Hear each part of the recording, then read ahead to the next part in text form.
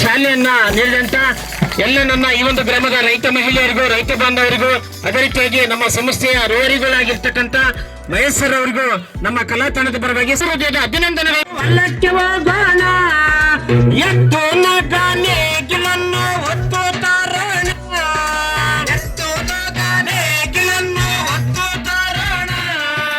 ಭೂಮಿ ತಾಯಿ ಮಡಿಲಿನಲ್ಲಿ ಆಟ ಆಡೋಣ, ಭೂಮಿ ತಾಯಿ ಮಡಿಲಿನಲ್ಲಿ ಆಟ ಆಡೋಣ, ಸೊಗಸಿನ ಜೀವನ ನಮ್ದು ರೈತ ಜೀವನ, ಸೊಗಸಿನ ಜೀವನ ನಮ್ದು. ನಮ್ಮ ಕರ್ನಾಟಕ ರಾಜ್ಯದಲ್ಲಿ ಕೇವಲ 4 ಜಿಲ್ಲೆಗಳಲ್ಲಿ ಮಾತ್ರ ಈ ಒಂದು ಯೋಜನೆ ಅನುಷ್ಠಾನ ಆಗ್ತಾ ಇದೆ. ನಾನು ಮುಖ್ಯವಾಗಿ ಏನಂತ ಹೇಳಿದ್ರೆ ಇದು ರೈತರಿಗಾಗಿ ಬಂದಿರತಕ್ಕಂಥ ಯೋಜನೆ. ಯಾಕಂತ ಹೇಳಿದ್ರೆ ಮೊನ್ನೆ ದಿನ ನೀವು ನಮ್ಮ ಕೊಪ್ಪಳದ ಗವಿಮಠದ ಅಜ್ಜರು ಮಾತನ್ನ ಕೇಳಿರ್ಬೋದು, ನಿಮ್ಮ ಮೊಬೈಲ್ಗಳಲ್ಲಿ ಯೂಟ್ಯೂಬ್ಗಳಲ್ಲಿ ಸಾಕಷ್ಟು ಬಂದಿರ್ತದ.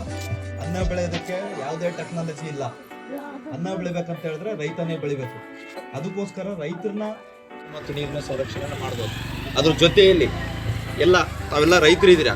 ಇವತ್ತು ನೋಡಿ, ಒಂದು ಕೂಡ ಹಸು ಕರ ಜಮೀನು ಏನು ಕಾಣ್ತಾ ಇಲ್ಲ. ನಿಮಗೇನಾಗಿದೆ, ಇಲ್ಲೆಲ್ಲ ಫ್ಯಾಕ್ಟ್ರಿಗಳಿದಾವೆ, ಲೇಬರ್ ಇದ್ರೆ ಅಲ್ಲಿಗೆ ಹೋಗ್ಬಿಡ್ತೀರ ದುಡಿಯೋದಕ್ಕೆ. ದಿವಸ 1,000 2,000 ರೂಪಾಯಿನ ನಿಮಗೆ.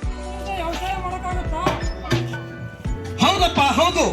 ನೀರಿಲ್ದಲೆ ಮನುಷ್ಯನು ಬದುಕಲಿಕ್ಕೆ ಆಗೋದಿಲ್ಲ. ನೀರಿಲ್ದಲೆ ಪ್ರಾಣಿ ಪಕ್ಷಿ ಕ್ರಿಮಿ ಕೀಟಗಳು ಪ್ರಪಂಚದಲ್ಲಿರ್ತಕ್ಕಂಥ ಎಲ್ಲ ಜೀವರಾಶಿಗಳು ಸಹ ನೀರಿಲ್ದಲೆ ಬದುಕಲಿಕ್ಕೆ ಆಗೋದಿಲ್ಲ. ಅದೇ ರೀತಿ ಭೂಮಿ ಮೇಲೆ ಇರ್ತಕ್ಕಂಥ ಗಿಡ ಮರಗಳಿಗೂ ಸಹ ನೀರಿನ ಅವಶ್ಯಕತೆ ಹೆಚ್ಚಿದೆ. ಹಾಗಾಗಿ ನಾವು ನೀರನ್ನ ಉಳಿಸಬೇಕು, ಮಣ್ಣಿನ ಸಂರಕ್ಷಣೆಯನ್ನ ಮಾಡಬೇಕು. ಅದಕ್ಕೋಸ್ಕರ ಇವತ್ತು ನಿಮ್ಮ ಗ್ರಾಮಕ್ಕೆ ಬಂದಿರತಕ್ಕಂಥ ಒಂದು ಬೀದಿ ನಾಟಕ ತಂಡ ಏನಪ್ಪಾ ಅಂತಂದ್ರೆ, ನೆಲ ಜಲ ಸಂರಕ್ಷಣೆ ನಮ್ಮೆಲ್ಲರ ಹೊಣೆ ಅಂತಕ್ಕಂಥ ಒಂದು ಧ್ಯೇಯವನ್ನು ಇಟ್ಕೊಂಡು ನಿಮ್ಮ ಗ್ರಾಮಕ್ಕೆ ಮಾಹಿತಿ ಕೊಡ್ಲಿಕ್ಕೆ ಬಂದಿದೆ. ಎಲ್ಲರೂ ದೂರ ಇರ್ತಕ್ಕಂಥವ್ರು ಹತ್ತಿರಕ್ಕೆ ಬನ್ನಿ.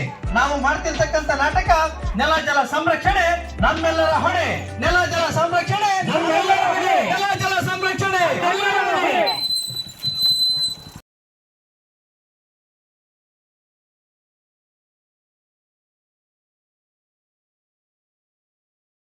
ಈ ದಿನದ ಗಣಿಗಾರಿಕೆ ಪ್ರಣಾಮ ಸಮಗ್ರ ಪರಿಸರ ಯೋಜನೆಯ ಅಡಿಯಲ್ಲಿ ಬೀದಿ ನಾಟಕದ ಕಾರ್ಯಕ್ರಮವನ್ನು ಹಮ್ಮಿಕೊಂಡಿದ್ವಿ.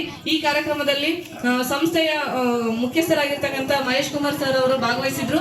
ಅವರಿಗೆ ನಮ್ಮೆಲ್ಲರ ಪರವಾಗಿ ಮತ್ತು ಗ್ರಾಮದ ವತಿಯಿಂದ ಅವರಿಗೆ ಹೃತ್ಪೂರ್ವಕವಾದ ಧನ್ಯವಾದಗಳನ್ನ ತಿಳಿಸ್ತೀನಿ.